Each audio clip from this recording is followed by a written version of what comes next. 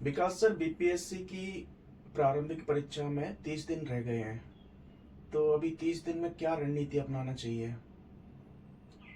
जैसा कि 26 जुलाई को पेपर होनी है, ठीक है। 26 जुलाई को पेपर होनी है, तो अब लगभग 30 दिन ही बचे हैं, है ना। तो उसके लिए सबसे पहले तो है PYQ, मतलब प्रीवियस ईयर्स क्वेश्चन बैंक। सबसे पहले आप जुबानी तैयार कर ले। बीपीएससी में आज तक जितने भी सवाल पूछे गए हैं उस पे पहला स्ट्रेटजी यही होना चाहिए, जुबानी तैयार होना चाहिए। दूसरा, करंट अफेयर्स।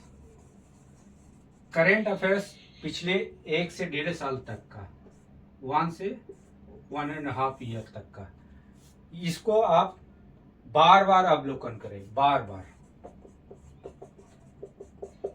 चाहे सेट के माध्यम से करें, चाहे जो मैटर आप पढ़ चुके हैं उसको बार बार अवलोकन करें।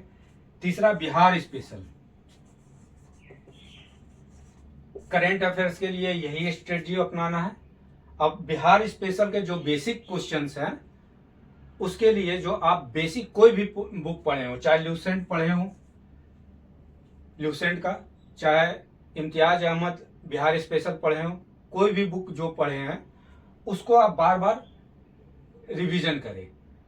उससे फायदा होगा कि कंक्रीट रूप से दिमाग में छपेगा, ठीक है, और वहां पर गलत होने की संभावना कम रहेगी।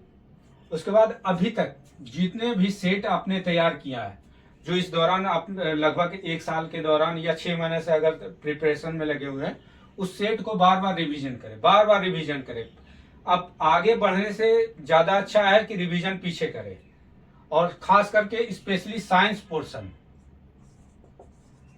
साइंस पोर्शन को आप बार बार अवलोकन करें, सोचे, उसमें थोड़ा सा तर्क दे, उसके कॉन्सेप्ट को समझे, तब वो अच्छी तरह से आप लगभग 30 क्वेश्चन में 20-22 क्वेश्चन आप निकाल लेंगे। अन्यथा इस पोर्शन में गलती होने की संभावना सबसे ज्यादा रहती है, ठीक है। जो मैथ साइंस बैकग्राउंड के नहीं है, जो मैथ, उनको इस पोर्शन में ज्यादा दिक्कत आती है, तो इसको बेहतर रूप से तैयार करें। और रही 10 मैथ के लिए स्ट्रेटजी बनाए कि हर दिन आप कम से कम 50 मैथ बनाएं और रीजनिंग बनाएं। ये आपको उस समय सॉलिड 10 नंबर दिलाएगा, और कम समय में आपको ये मैक्सिमम गेन है। तो इस पे स्ट्रेटजी विशेष रूप से दे। अगर 10 जैसे 90 जाता है, हार्ड पेपर पूछा 90 गया, 92 गया, मान लीजिए कट ऑफ, तो 10 नंबर तो आप इससे बुक कर लिए मैथ वाले पोर्शन से, या 9 नंबर 8 नंबर, तो आपका स्कोरिंग लेवल, इसमें गलती होने की संभावना कम रहती है। बन गया तो एकदम एग्जैक्ट आंसर आता है, तो आपका स्कोरिंग जो है आपको बढ़ाने में बहुत सहायता मिलेगा। तो मेरे हिसाब से PYQ, करंट अफेयर्स पे विशेष रूप से ध्यान दे, क्योंकि ये दोनों मिला के लगभग 30 क्वेश्चन पूछे जाते हैं। 30 क्वेश्चन बहुत होता है, इसमें से आप कोशिश करें 20-22 क्वेश्चन निकाले। हाँ, लेकिन अनावश्यक फालतू करंट पे ध्यान ना दे। मतलब बहुत सारे करंट अफेयर्स मैगजीन उठाएंगे, बहुत सारे ऐसे वर्ड और टर्म होंगे जो कि लगेगा कि इरिलेवेंट टाइप के, बहुत सारे ऐसे टॉपिक्स रहते हैं जिसपे अगर एक आध गो कभी कभार सवाल पूछ दिया तो उसके कारण आप चर्चित करंट को ना छोड़े। ये आपका स्ट्रेटजी इस पे होना चाहिए, करंट अफेयर्स पे खास करके। चर्चित करंट जो एकदम खूब चर्चा में रहा उसको ना छोड़े। अगर उसको छोड़ के जाते हैं तो गलती होने, पेपर में अगर पूछता है वो गलत होता है तो आप रेस से बाहर हो जाते हैं।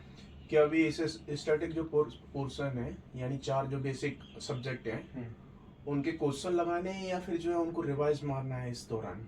अब देखिए, जो जैसे हिस्ट्री हो गया, पॉलिटी हो गया, ज्योग्राफी, ये 3 कोर मान के चलिए, और इकोनॉमिक्स, ठीक है। इकोनॉमिक्स में बहुत सारे डाटा वगैरह क्वेश्चन आ जाते हैं, तो कभी ये बहुत टफ पूछ देता है, कभी आसान पूछ देता है, ठीक है। लेकिन ये जो पोर्शन है, ये 3 क्वेश्चन, इसमें लगभग 30 क्वेश्चन, इसमें 20 क्वेश्चन, इसमें से 15 से 20 क्वेश्चन, ये लगभग 40-50 60-70 के आसपास जो क्वेश्चन पूछे जाते हैं, इस पोर्शन में PYQ प्लस अभी तक जो आपने पढ़ रखा है, जो भी बुक हिस्ट्री के लिए, मॉडर्न इंडिया के लिए मान लीजिए आपने बिपिन चंद्रा पढ़ा, चाहे स्पेक्ट्रम पढ़ा, तो उसको बार बार रिवीजन करें, एक अवलोकन करें। उसके बाद जो सेट आप लगाए हैं, उसके बाद मार्केट में जो सेट मिल रही है, या अन्य स्टेट PCS का जो चाहे तो वो सेट लगाइए, घटना चक्र बहुत लोग लगाते हैं तो घटना चक्र लगाइए। तो ये स्ट्रेटजी पे अगर काम करते हैं इन तीनों सब्जेक्ट के लिए, तो इसमें से कम ये 60-70 क्वेश्चन जो पूछे जाते हैं लगभग, ठीक है, उसमें से आप 50 क्वेश्चन के अराउंड या 45 क्वेश्चन अराउंड इधर से निकाल लीजिए। मैथ में 10 क्वेश्चन में से 9 क्वेश्चन निकाल लीजिए तो 54 क्वेश्चन आपका इधर भी बन जाता है। करंट अफेयर्स में 20 क्वेश्चन का टारगेट रखिए, लगभग 20-22 क्वेश्चन। तो इस टाइप से आप टुकड़े में स्ट्रेटजी बनाएंगे तो आपकी सफलता सुनिश्चित, या आप सफलता के एकदम करीब होंगे। Okay, thank you sir.